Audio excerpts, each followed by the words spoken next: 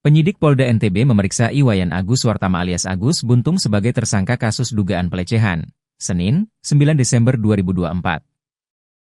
Mengenakan jaket hoodie hitam, Agus Buntung mendatangi Polda NTB ditemani ibunya dan tim kuasa hukumnya. Ia menjalani pemeriksaan di ruang Subdit 4 Renakta di Treskrimum Polda NTB di Mataram. Dirreskrimum Polda NTB Kombes Syarif Hidayat mengatakan, saat ini Agus masih menjalani pemeriksaan. Selain itu, kata Syarif, pihaknya sudah menerima surat kuasa dari kuasa hukum Agus yang baru. Syarif mengatakan terkait pemenuhan hak tersangka yang kondisinya disabilitas, Polda NTB menerapkannya dengan menjadikan Agus tahanan rumah. Polisi menjadwalkan menggelar rekonstruksi kasus yang menjerat Agus Buntung, Selasa, 10 Desember 2024, besok. Rekonstruksi tersebut dilakukan untuk memenuhi petunjuk Jaksa Peneliti Kejaksaan Tinggi NTB dalam rangka melengkapi bukti-bukti.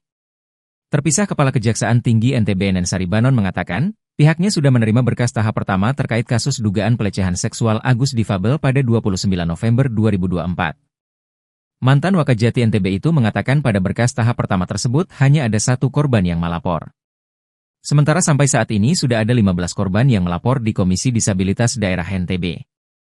Enen mengatakan jaksa peneliti meminta Polda NTB untuk segera melengkapi alat bukti sekurang-kurangnya 14 hari setelah pemberitahuan. Enen mengatakan Polda NTB akan menggelar rekonstruksi di sejumlah TKP terkait perbuatan pidana Agus. Hari ini kita agendakan untuk melakukan tambahan pemeriksaan tambahan terhadap tersangka atas nama Agus. Jadi sampai saat ini pemeriksaan masih tetap berjalan dan hari ini juga tersangka didampingi dengan pengacara yang baru hari ini dan sudah kita terima surat kuasa pendampingan dari pengacara yang baru. Itu aja karena pemeriksaan belum selesai. Masih tahap proses pemeriksaan sampai saat ini. Terus untuk terkait dengan pemenuhan, salah satu kemarin kita sudah koordinasikan bahwa kita memperhatikan tersangka, salah satu bentuk adalah tahanan rumah. Sebenarnya ini merupakan bagian dari kami memperhatikan hak-haknya dari pelaku.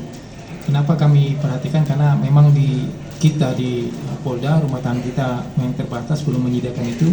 Salah satunya bentuk adalah kita melakukan tahanan rumah untuk bisa memperhatikan hak dari pelaku itu sendiri. Tahanan rumah sudah dilakukan selama 20 hari. Apakah saat pemanggilan di sana akan langsung ditahan di Mapolda atau seperti apa?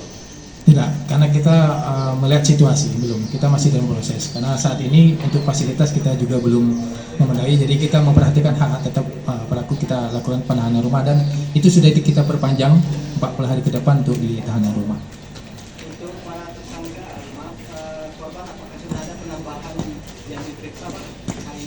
Saat ini kita fokus terkait dengan berkas perkara yang sudah kita lakukan pemeriksaan dan 2 sudah kita BAI, salah satunya memang ada anak-anak.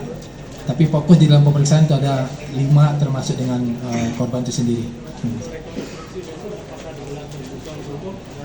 Nanti kita rencanakan lagi karena kita ada butuh koordinasi dan integrasi dengan jaksa. Jadi kita lihat waktu kesediaan jaksa untuk hadir di lokasi.